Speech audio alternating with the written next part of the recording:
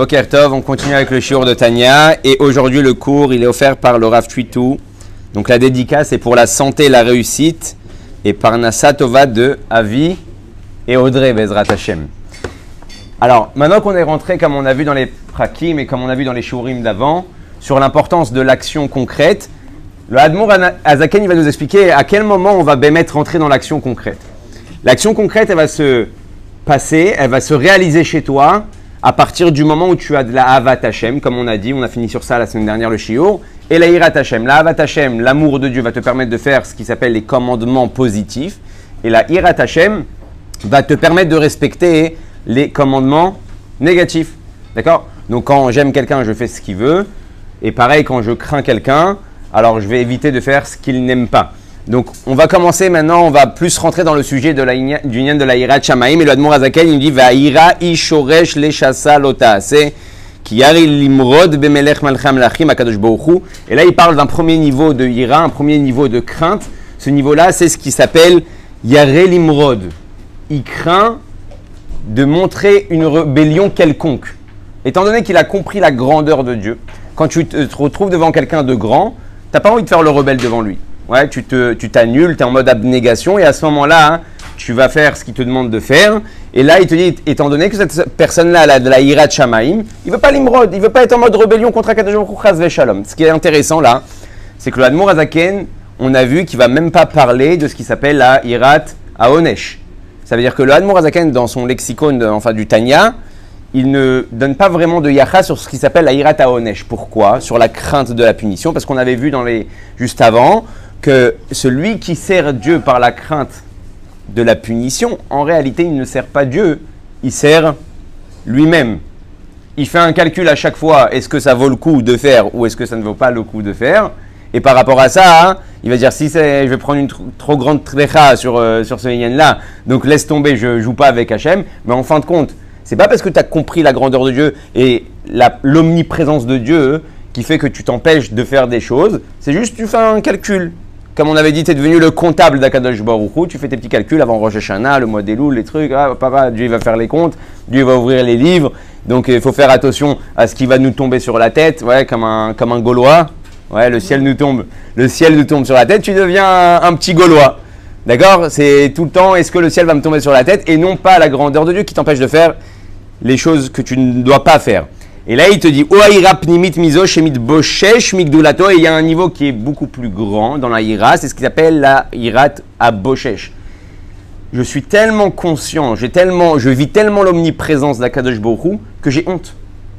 Quand tu es devant quelqu'un de grand, tu n'as pas besoin de faire de calcul. Tu as honte de faire le guignol. Donc, étant donné que cette personne-là, elle est arrivée à Hirat Aboshesh, on avait vu que Hirat Aboshesh, Itbosheshut, c'est les mêmes lettres que, en réalité, Tchouva, que Shabbat, et c'est tout le lien de la perception divine des grandeurs de Dieu. Il y avait une histoire avec Rabbi Levi Yitzhak, pas Rabbi Levi Yitzhak, Rabbi Zouché Me'anipoli. Rabbi Zouché Me'anipoli, il avait fait une tfila. Il a demandé à Kadosh Baruch Hu, je veux la Hirat Shamaim, il a demandé à Hachem, je veux la Hirat Shamaim des Avot, des patriarches. Dans l'histoire, là-bas, il y a écrit qu'il a été accepté. Dieu lui a donné la Hirat Shamaim des Avot. Un Ad Kedekar qu'il est tombé dans les pommes. Quand ils l'ont réveillé, il était caché sous la table, il ne pouvait pas sortir, tellement il avait peur. Donc il a compris que c'est pas son level, ouais, il y a des générations. Alors il se réveille, il dit à Kadosh Baruch Hu, ok, alors je veux la Hirat Shamaim de Aaron et Moshe. Pareil, il retombe dans les pommes, il reste tétanisé sous la table, il ne veut pas bouger. Ad Kedekar Shu Magia la Tanaïm, il dit je veux la Hirat Shamaim des Tanaïm, bon déjà pas mal d'années plus tard, sûrement que... Et pareil, il retombe par terre, des Amoraïm, et la même histoire, il tombe par terre, il est complètement... Il peut plus bouger. Jusqu'à qu'il a demandé la Hirat Shamaim du Rambam, et là ça a été accepté, et ça il a pu, on va dire les Achil, il a pu... avoir cette chose-là à l'intérieur de lui, c'était acceptable par rapport à son niveau. Ah, ça ne veut pas dire que le Rambam, il a pas la Chaz Shalom, Hirat Shamaim par rapport aux autres, par rapport à la génération. Pour vous dire, la Hirat Shamaim, c'est quoi? C'est quelque chose de grand. Aujourd'hui, si on travaille sur notre Hirat Shamaim, c'est sûr que notre Avodat Hashem, elle sera beaucoup plus puissante que ce qu'elle est aujourd'hui, parce que toutes nos Inyanim, c'est quoi? C'est une question d'Hirat Shamaim en fait. Est-ce que je vais faire la mitzvah ou est-ce que je ne vais pas la faire? Est-ce que j'ai la flemme ou est-ce que j'ai pas la flemme? Ça dépend de ta crainte de Dieu. La mrotenek vodo, la sot arab enav, kol toevat Hashem asher sané, et ma klipot de sitracha. Maintenant, on va développer un inyan qu'on avait déjà commencé la semaine dernière par rapport à ce que Hashem donne aux klipot. On a dit qu'en réalité, Akadosh Baruch Hu, il déteste les klipot. Kol toevat Hashem asher sané. Hashem, il déteste les klipot. Il déteste en réalité tout ce qui est les forces du mal. Mais il y a une malasot, il y a un deal. En malasot, faut nous mettre un petit Yetzerara. Alors justement, parce que pour avoir un libre arbitre, c'est comme un papa, des fois il met à l'épreuve son fils. Alors pourquoi il le met à l'épreuve? Il ne le met pas à l'épreuve. Il le met à l'épreuve pour voir est-ce que son fils, il a bien compris l'éducation, il a bien compris ce qu'il lui a enseigné ou pas. Il regarde pour voir est-ce que Bémet, tu as compris ce que papa il t'a donné. Maintenant, la Nekuda, elle est quoi? Il te dit que en réalité, Akadosh Baruch Hu, il déteste les clipotes. Donc qu'est-ce qu'il a fait avec eux? Il a fait un chosé, un contrat. Étant donné que vous avez quand même un petit peu de bitoul. Pourquoi? Parce que même les clipotes, c'est quoi leur problème? Elles reconnaissent Dieu, mais elles se considèrent comme une yeshut, comme une existence propre. Ça veut dire qu'à partir du moment où chez l'homme, pareil, tu reconnais Dieu, mais tu te considères comme une existence, donc tu as de la gava, tu es présent, tu penses que tu as ton mot à dire sur chaque chose. Aujourd'hui, Baruch Hashem, dans les réseaux sociaux, c'est le top du top. Ouais. Même ceux qui n'ont pas appris beaucoup, ils peuvent se permettre de commenter, de tailler, de descendre et de rouler. Chacun, c'est la démocratie, Baruch Hashem. Baruch Ata Adonai, Inumercham, Shakol, Nyamidor. Alors, il te dit, étant donné qu'ils ont cette existence, ils se sentent existants, Akadosh Baruch Hu, automatiquement, il diminue la vitalité qu'il peut te donner. Comme on a vu que quand quelqu'un il s'énerve, il y a écrit que la Shrina ne peut pas habiter avec celui qui est coléreux, avec celui qui est énervé. Pourquoi? Étant donné que quand tu es énervé, il n'y a que toi qui existe. Je suis énervé, on m'a énervé. Ouais, comme une fois on m'avait dit, je me permets de le dire parce que j'ai un nom qui s'appelle Biton, donc ça va, on sait c'est quoi mes origines. Une fois on m'a raconté une histoire, on m'a dit, tu sais, un Marocain il ne s'énerve jamais. Je dis, ah bon? Ridouche. Un Marocain il s'énerve jamais? On me dit, ouais, il s'énerve jamais, on l'énerve. D'accord, c'est ça les kunda. C'est pas il s'est énervé, on l'a énervé. Et bidou, qu'en réalité, c'est une petite blague derrière. On sait qu'on n'a pas besoin d'être marocain pour s'énerver aujourd'hui dans notre génération. Lionel, cette semaine, il a fait une belle vidéo où il a prouvé qu'on pouvait ne pas s'énerver même quand il y a un Nisayan, même quand il y a une épreuve. Mais en réalité, quand tu t'énerves, qu'est-ce que tu es en train de dire? Tu es en train de dire, ok, je suis là, je suis présent, on me contrarie, la situation, c'est pas celle que j'ai envie de vivre. Et donc, je crie. Donc, à ce moment-là, je perds de mon abnégation, de mon annulation. Donc, je perds aussi de la gdoucha qui peut rentrer et qui peut pénétrer en moi. Donc, les clipotes, elles disent à Dieu, ok, t'existes, mais nous aussi. Donc, laisse-nous nous driver, laisse-nous faire ce qu'on veut. Maintenant, elles ont reçu une option dans leur contrat. Tu as deux possibilités de recevoir plus de budget, plus d'argent, plus de vitalité d'Akadosh Baruch Hu. Comment? Il y a ce qui s'appelle dans la Chassidut Ribouy Atzimtzumim ou Derech Amakif. Et je vais m'expliquer. Ribouy Atzimtzumim, c'est quoi? Comment la Klippa Bichlal, elle est née? Si tout vient de Dieu, et si Dieu en réalité c'est que de la lumière, comment la notion force du mal, elle a pu naître? En réalité, à partir du moment où la lumière de Dieu, elle a été contractée, ça a laissé place à même des choses qui peuvent aller à l'encontre de Dieu, parce qu'on ne voit plus la lumière, et donc quand on ne voit plus la lumière, on n'arrive plus à comprendre comment les choses elles se dirigent par Dieu lui-même, et donc tu peux, Chazé Shalom, même aller, toi en tant que juif, à l'encontre d'Akadosh Baruch Hu. Et là, les clipotes, elles ont deux chitotes, elles ont deux méthodes pour te faire tomber. En fait, qu'est-ce qu'elles font? Étant donné que Ribouya Tzimtzumim, il peut venir aussi à partir du moment où Dieu il a créé un monde matériel, et donc dans ce matériel-là, on ne voit pas Dieu, donc la lumière est cachée. À partir du moment où un homme il donne de l'importance, à ce monde matériel, bien sûr que le monde matériel est important, mais il donne de l'importance au monde matériel, comme il y a écrit qu'en réalité, ce n'est pas le pain qui nourrit l'homme, mais c'est le nitzotz qu'il y a en réalité dans chaque chose. Ouais. Lo ala lechem levado yichye adam. C'est pas seulement sur le pain que l'homme il va vivre. Pourquoi? Kim? C'est quoi qui a le kol motza pi Hashem? L'homme n'a pas besoin forcément de pain pour vivre. Il a besoin de la parole divine. C'est quoi ce pasouk? Le Baal Shem Tov, il est Mefaresh Oto, il explique qu'en réalité, même dans ton pain, il y a la parole de Dieu. Et donc, en fait, quand tu vas manger du pain, si tu cherches la parole de Dieu, la parole créatrice, le nitzot, la gdusha qu'il y a dans la chose, en réalité, tu vas te nourrir du nitzot et non pas forcément du pain. Le pain, c'est ton moyen d'arriver au nitzot. C'est pour ça que des fois, un homme, il peut avoir, c'est très intéressant parce que le Baal Shem Tov, il explique ça, que des fois, un homme, il peut avoir une envie de ta'ava, une envie de quelque chose. Attention, on ne parle pas de choses interdites. Les plaisirs interdits, ce n'est pas le Yetzer Tov, c'est sûr que c'est le Yetzer Hara qui te pousse vers là-bas. Mais des fois, j'ai envie d'un kiff, j'ai envie d'un plaisir qui n'est pas assour al pitora. Alors, il te dit qu'en réalité, le Baal Shem Tov, pourquoi en fait tu as envie de cette chose-là? Parce que ta Neshama, elle a vu là-bas un nitzot, elle a vu là-bas une parcelle divine qui lui appartient. C'est pour ça qu'elle te réveille pour aller vers là-bas. Donc toi, tu fonces vers le shawarma, tu fonces vers le truc. Pourquoi? Parce que ta Neshama, alors c'est quoi le problème? Le problème, il est que entre-temps, la Nefesh Bahamit, elle te met des embuscades, elle te met des bâtons dans les roues. Qu'est-ce qu'elle fait? Elle veut que quand tu arrives à ton shawarma, tu oublies Dieu. Tu oublies ce nitzot de Dieu. Et donc, en fin de compte, ton shawarma, au lieu de l'avoir emmené vers la Gdusha, tu l'as ramené au clipote. Et donc, il te dit, quand à partir du moment où tu donnes de l'importance, en fait, tu fais descendre la lumière de Dieu dans les choses basses de ce monde-là, tu donnes de l'importance à la matérialité de ce monde, donc c'est le problème quand on est très matérialiste, eh ben, tu vas engendrer que Dieu va les tzamtzem, il va se contracter dans cette chose-là. Et à partir du moment où tu as contracté la lumière par toi, eh ben là, ils peuvent se nourrir. Donc, ils vont des fois, et c'est pour ça que le Admor Azaken, plus loin, il va expliquer qu'en réalité, les clipotes, au début, c'est qu'ils volent un œuf, volent un bœuf. Au début, elle ne te demande pas de faire des avérotes. Il dit à la base, quand tu nais, à la clipa, elle ne te demande pas de faire des avérotes. Elle sait que ce n'est pas possible. Alors, qu'est-ce qu'elle fait? Elle envoie l'homme, Liot Shakua, être investi à fond dans la matérialité de ce monde. Les hâtes, il pense qu'à lui, il pense qu'à ses propres plaisirs et ses propres bienfaits. Il oublie Dieu.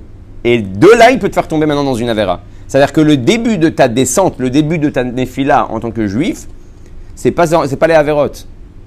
Le Yetzer Hara, il ne va pas t'attaquer depuis le début de ta vie sur la avérote. Quand tu es petit, tu es un bon juif, tu veux faire des bonnes choses, tu veux faire la Mizah Tzedaka, tu veux t'asseoir avec ton père, tu veux aller à la synagogue, tu vas attraper un petit bonbon, tu veux écouter la Torah. En réalité, toutes ces ta'avot-là qui va perpétuer chez toi, grâce à ça, maintenant, il va te faire tomber dans les clipotes. Pourquoi il te fait tomber dans les clipotes? Parce que c'est son seul moyen de recevoir un peu plus de vie. Donc c'est pour ça, par exemple, Derech Hagav, quand on avait dit que tout ce qu'il y a en haut, il y a en bas, et c'est pour ça maintenant on va comprendre aussi la halachot qui sont tranchées ici-bas.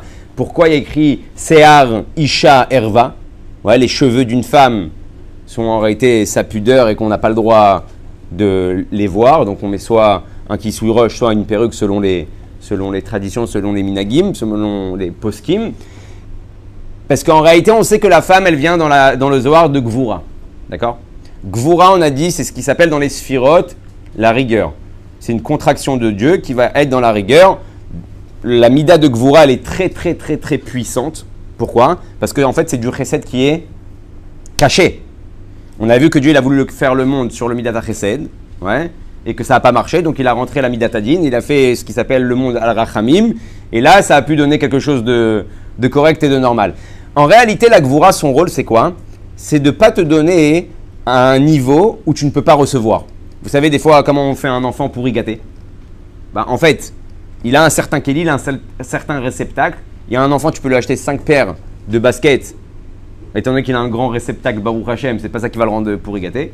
Mais il y a un enfant qui peut se contenter d'une paire de baskets. Donc, quand tu lui en achètes 5, tu lui as donné plus que ce qu'il peut recevoir. Et automatiquement, il va aller des fois à ton encontre, parce que il n'a pas réussi à prendre. C'est-à-dire que même le chesed, quand il est trop donné, il n'est pas dosé, tu peux faire des erreurs. On l'a bien vu. Quand tu n'es pas assez rigoureux dans certains inyanim, tu peux avoir des problèmes qui naissent. Alors malgré que le rabbi dit vaut mieux faire une erreur dans chesed, vaut mieux donner trop et faire une erreur là-bas que faire de la rigueur qui n'était pas à sa place. C'est-à-dire que quand tu es dur avec quelqu'un et que tu as dépassé la limite de la dureté que tu devais donner, eh ben, tu peux faire des erreurs beaucoup plus graves et irréparables que dans le chesed. Au pire des cas, tu as donné, tu peux encore réparer les inyanim. Mais là, il te dit que la femme, elle est gvura. La femme, elle vient de cette mida-là, de gvura. Et les cheveux, on sait que c'est gvura. Comment on sait quoi la preuve que c'est gvura? C'est que, par exemple, un cheveu, quand tu le coupes, Ouais, tu n'as pas mal. Pourquoi tu n'as pas mal? Parce qu'en fait, le tzimtzum de la chayut, la contraction de la vitalité qu'il y a dans le cheveu, elle est tellement fine, minime. En fait, ça vient de ton corps. Mais comme c'est vachement contracté, donc là-bas, tu peux couper, tu ne ressens rien. Donc en fait, ce qui va sortir de la tête de l'homme, les cheveux, d'ailleurs moi aussi il faut que j'aille me couper les cheveux, c'est ce qui s'appelle le inyan, c'est ce qui s'appelle le inyan de la gvura. Et comme une femme elle est gvura, et gvura, ça fait 2 fois gvura, donc c'est beaucoup de contractions, donc ça peut donner ce qui s'appelle de la yenika tachitzonim. Vous vous rappelez qu'on vient de dire que plus tu contractes la lumière de Dieu, par toi, par ta façon de faire les choses, et plus tu donnes la possibilité aux clipotes de se nourrir. Donc c'est pour ça que la femme, en fait, elle se couvre les cheveux. Parce qu'elle a gvura et gvura. Et pourquoi on voit la même chose avec qui? Avec les Lévi'im. Les Lévi'im, on sait que leur particularité, c'est la gvura. C'est pour ça qu'ils se rasaient au Beth Amikdash entièrement. Pour pas qu'il y ait gvura, et qu'au Beth Amikdash, il y ait aussi ce qui s'appelle une yenika. Pas un abus, mais je sais pas comment on peut dire ça, ouais. Une yenika de nourrir les clipotes, et c'est pour ça qu'ils se rasaient. D'accord? Ça, c'est juste pour maintenant. On va arriver au deuxième level. Le deuxième level, c'est un niveau extraordinaire. Le niveau extraordinaire où les clipotes, elles peuvent s'éclater, elles peuvent recevoir un budget no limite, c'est quand elles arrivent, elles vont taper dans ce qui s'appelle le mekif. Si elles vont à la source de la lumière de Dieu, là-bas, elles peuvent prendre directement 1 tonne. Maintenant, les seuls qui sont attachés à la source réellement, c'est nous. Adam Atarton, l'homme qui est en bas. L'homme qui est en bas, il est attaché. Donc, s'il se branche à toi au bon conduit, il peut puiser directement de la source 1 tonne. Et donc, tu donnes de la force au clipote. Comment tu peux arriver à cette situation-là? 2 possibilités. On avait dit 1. Chez Adam Magbia et Tatzmo, Kol Gevalev, un homme qui va avoir de l'orgueil et qui va avoir de l'ego, là c'est le top. Tu as rentré la clipa dans un ascenseur, ping, tu l'as envoyé directement à l'adresse. Et c'est pour ça qu'on a dit qu'en réalité, c'est pour ça que la clipa elle est toujours intéressée à te rentrer beaucoup de yeshut, d'existence et d'ego et te faire croire que tu es le centre du monde. Pour cette raison-là. Parce que quand elle t'a fait croire ça, elle peut prendre avec toi l'ascenseur et arriver à la source de la clipa et se nourrir 1 tonne. Deuxième chose, et ça c'est beaucoup plus dur et beaucoup plus choquant, c'est qu'il y a écrit Kipanu Elai Oref, et c'est sur ça qu'on avait fini le show la semaine dernière. Quand un juif, il fait Torah au mitzvot, mais il n'est pas joyeux, Dieu te dit tu m'as tourné le dos, étant donné que tu lui as tourné le dos et que toi tu es en train de servir Dieu, la clipa elle se branche à toi, mais tu es en train de servir Dieu, donc tu fais Torah et mitzvot. Mais comme tu n'es pas content, en réalité tu montres quoi? Que la Torah et mitzvot ça ne t'intéresse pas réellement, tu donnes la possibilité à la clipa de prendre à la source. Donc, la gava, l'orgueil, et aussi le inyan de ne pas servir Dieu avec un réel plaisir, avec un réel envie. Alors, vous allez me dire, ouais, comment? Des fois on a envie, des fois on n'a pas envie. Encore une fois, ça vient de Moar, ça vient de ce que tu as comme perception. Comme on avait vu avec le Baal Shem Tov, j'avais raconté ça hier d'Afka dans un shiur, que le Baal Shem Tov, il y avait une fois un monsieur qui est rentré dans la yeshiva du Baal Shem Tov, un russe, qui s'est bloqué avec sa charrette en plein milieu d'une tempête. Il est rentré, il a dit s'il vous plaît au Bachouré Yeshiva, ils étaient tous en train d'étudier et il a dit j'ai besoin d'aide. Qu'est-ce qu'ils lui ont dit gentiment, poliment? Désolé, on ne peut pas t'aider.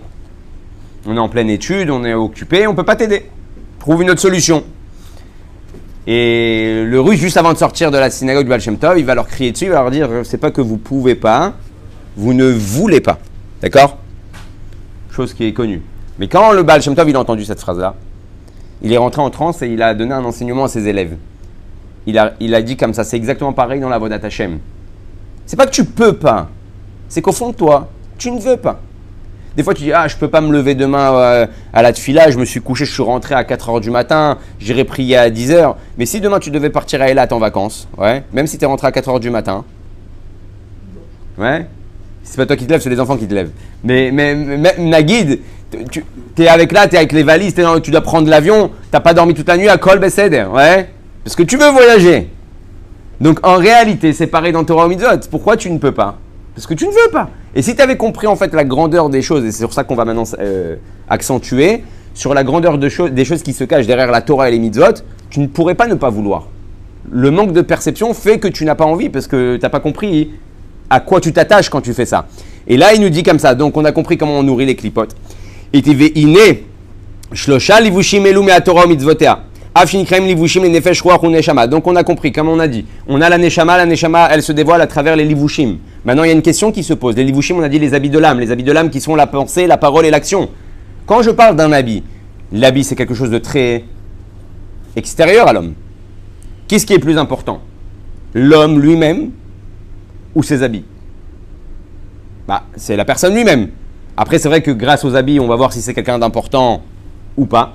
Ouais, ou dans quel métier il pratique. Mais en réalité, les livushim, c'est quelque chose que tu peux changer, que tu peux l'achlif très, très facilement. Et là, le Admon Azaken, il nous fait un chidouche extraordinaire. Im kol ze gava vegadla ma'alatam le enket vesof ma'alat nefesh ruach u neshama atmam. Les livushim dans le spirituel, ils sont encore plus hauts que la neshama elle-même. C'est une folie. Donc en fait, quand tu n'es pas dans pensée, parole et action concrètement, en réalité, tu as tout loupé. Parce que super, tu as une grande neshama.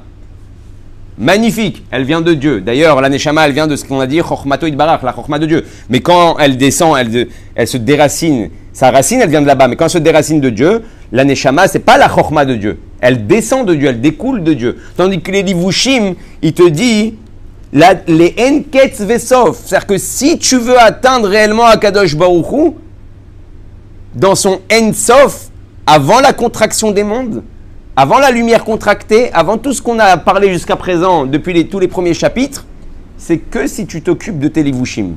Marshava dibur maaseh.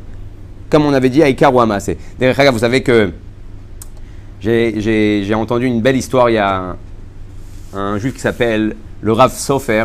Il donne des shiur de Tanya. Et une fois, dans un shiur de Tanya, il y a eu un petit victoire qui a commencé à naître par rapport aux mitzvot, par rapport à la Torah, par rapport à comment c'est possible de tout respecter, c'est dur, rouler. Et bon, le Rav, très vite, il a fait comprendre à la personne, écoute, on peut pas, on est filmé, on est en plein shiur, je ne peux pas m'attarder. Si tu veux, après, Bezrat Hashem, ou tu m'appelles demain, je te donnerai la réponse à toutes tes questions. Alors, le type, il dit au Rav Sofer, ok, c'est quoi votre numéro de téléphone? Le Rav Sofer, il lui dit, regarde, n'importe quel chiffre que tu vas faire, tu vas m'appeler. Alors le type, il dit, tu rigoles? Il fait, non, t'as pas besoin de mon numéro de téléphone. Tu fais un numéro au hasard et tu vas tomber sur moi. Il dit, c'est une blague, vous vous foutez de moi, c'est quoi? Pourquoi vous... Nous, sérieux. Il dit, Bémet, essaye ce soir, tu rentres à la maison. Alors le type, il lui dit, non, Rav Sofer, sérieusement, je veux votre numéro de téléphone. Il lui dit, écoute, Akadosh Baruch Hu, pareil, il a un numéro de téléphone. Il lui a dit, c'est le 613. Ouais. 613. Les 613 mitzvot. Depuis tout à l'heure, tu es en train de mitzvakar comment on s'attache à Dieu. On dit, je suis un bon juif, j'ai un bon cœur, je pense assez à Dieu, je vais rouler. Mais je fais pas les mitzvot. Il dit, sache une chose, le numéro de téléphone d'Akadosh Baruch Hu, c'est 613. Donc si tu viens et tu veux appeler quelqu'un, tu es obligé d'avoir son numéro. Tu veux appeler Akadosh Baruch Hu, tu veux t'attacher à lui, tu n'as pas d'autre moyen que les 613 mitzvot. Maintenant, il te dit comme ça. En réalité, la neshama, c'est ce qui est un boré chez Naasa Nivra.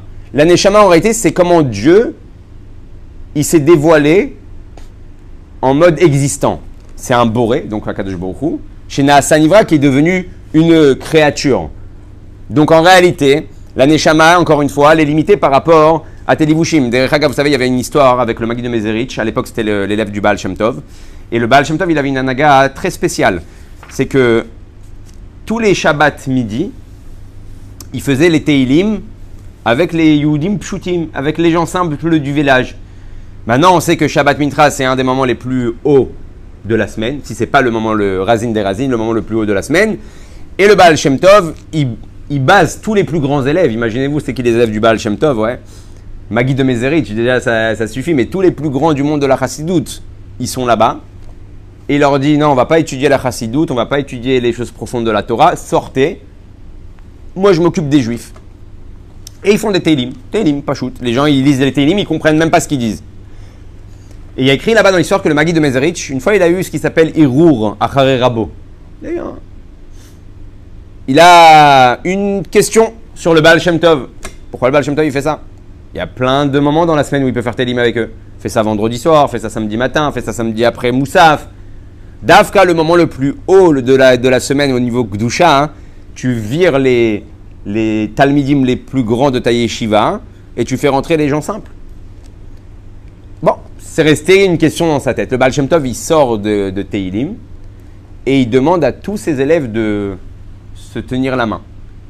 En général, le Baal Shem Tov, pour leur dévoiler des chizionotes, des choses puissantes, des visions, il leur faisait tous tenir la main. Et d'un coup, ils entendent des chants. Et ils écoutent. Et le Baal Shem Tov, il leur pose la question, à votre avis, c'est les chants de qui? Alors, il y en a un qui dit des malachim, des srafim, ouais, des anges. Et chacun, il donne un nom de quelque chose de puissant qu'il y a dans les mondes spirituels. Et le Baal Shem Tov, il regarde tout le monde et il dit, ça, c'est le chant des Juifs qui viennent dire les Teilim Shabbat après-midi avec moi. Ce sont les mélodies qui montent là-haut et qui font un grand nachat à Kadosh Baruch Hu, des fois même plus que des gens qui étudient la Torah avec une profondeur. La pashtout, la simplicité, le cœur pur, sans arrière-pensée, sans compréhension, ouais, comme un enfant. Et là, le Maguide, il se sent très mal. Il comprend que le Baal Shem Tov, il a compris sa question et il lui a répondu. Arrête de me parler de ces juifs-là simples qui viennent faire des Teilim, voilà ce qu'ils engendrent là-haut. Lui, il a eu les boules et donc il s'est senti pas bien. Là-bas dans l'histoire, je ne sais pas s'il y a écrit qu'il a fait un rêve ou il a eu un dévoilement. Et là-bas, dans la chose qu'il voit, il voit Moshe Rabbeinu là-haut qui donne un shiur de Torah. Et dans le shiur de Torah, il pose la question sur, vous savez qu'il y a eu Yitzhak qui est né à un moment où Abraham et Sarah, ils étaient assez âgés. On sait que Sarah, elle a rigolé, mais même Abraham, il a rigolé. D'accord? Et là-bas, il y a écrit, comment c'est possible que Abraham Avinu qui parle avec Dieu, et Dieu, il lui annonce, Moshe Rabbeinu pose la question, il lui annonce une chose pareille, il rigole. Il dit quoi? C'est ton pote. Dieu, il te dit, voilà, il te fait une promesse, il dit, bon, c'est bon, je vais te donner un fils. Au lieu de dire merci, que Dieu te bénisse. Au lieu de dire merci à Hachem, il lui rigole au visage, genre c'est pas possible. Et Moshe Rabbeinu, il pose la question au Talmidim, alors qu'est-ce que vous en pensez quand c'est possible qu'Abraham est arrivé à cette situation? Et là-bas, Moshe Rabbeinu, il va donner une réponse extraordinaire. Il va dire en réalité, même un tzaddik, ouais, qui descend dans ce monde-là, gouf, nishar gouf. Un corps, ça reste un corps, ça veut dire quoi?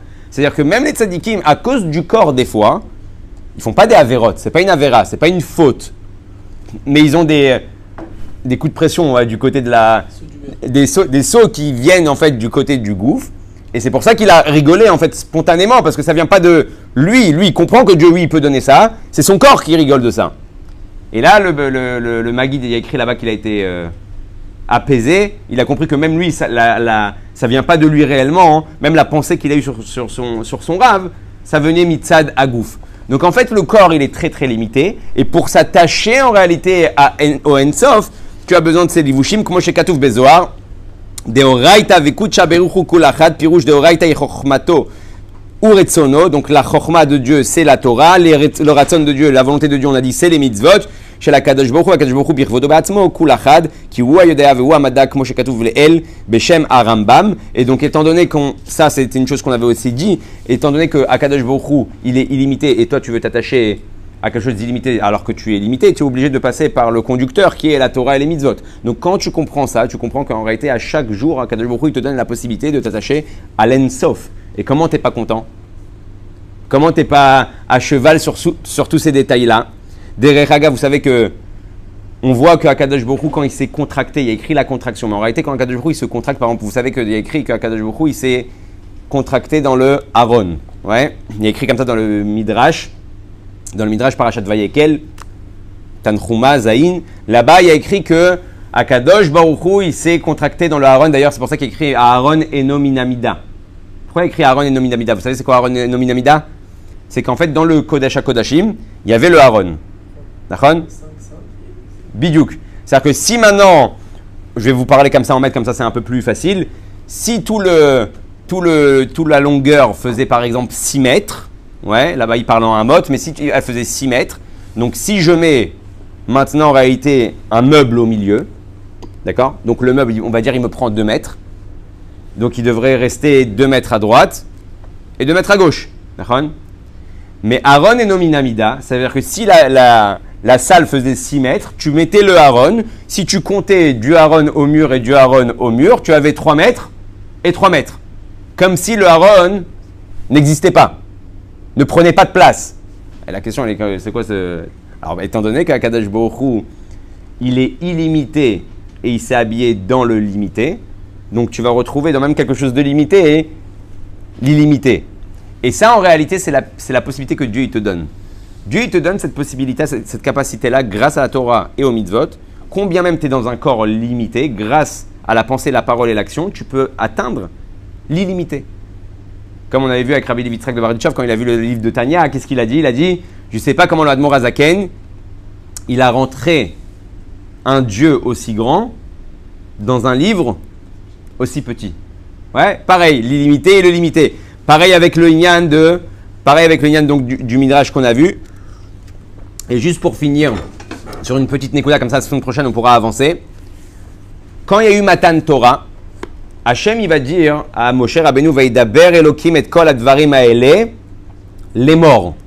On sait que quand tu dis les morts, c'est tu leur enseigneras, tu leur diras. Mais on a un problème. C'est quoi les morts? C'est si quelqu'un n'est pas présent. Mais étant donné qu'à Matan Torah, toutes les Neshamot et tout le monde était présent, donc pourquoi tu dis à Moshe Rabbeinu, tu leur enseigneras les morts? Et Advarim haele, ça y est, ils les ont déjà entendus, ils sont tous là. Dans la Chassidut, il a expliqué qu'en réalité, pourquoi Hachem il a dit ça à Moshe? Pour enseigner à toutes les générations. Que là, la Torah que vous avez entendue, c'est pas seulement la Torah de Har Sinaï, c'est la Torah jusqu'à Sof Kol Adorot. Que quand va venir d'autres générations et qui vont dire Rav Huna il a dit, Rav Papa il a dit, ouais, c'est pas un découlement de la Torah, c'est Dieu lui-même.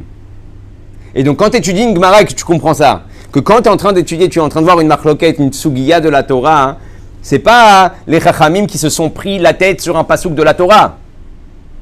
C'est Dieu qui a dit à Moshe Rabbeinu, la Torah, Tsof Kol Adorot, c'est qui? C'est moi. Et c'est pour ça qu'il a écrit Anochi. Pourquoi le premier dibour, il commence par Anochi? Ana nafshit ktavit yahavit.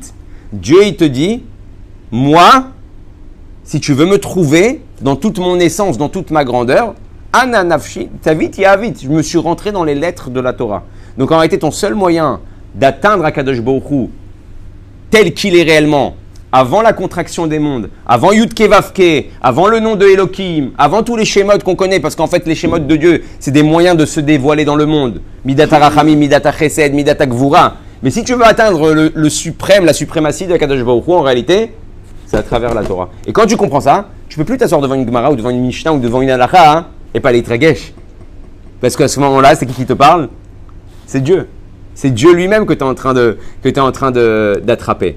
Ça, c'est pour la Nekuda de la Yirat Shamayim, ça, c'est la Nekuda des Levushim, et c'est pour la Nekuda aussi de l'importance de notre Torah qui nous permet d'atteindre les plus hauts sommets. Voilà pour cette semaine, Baruch Hashem.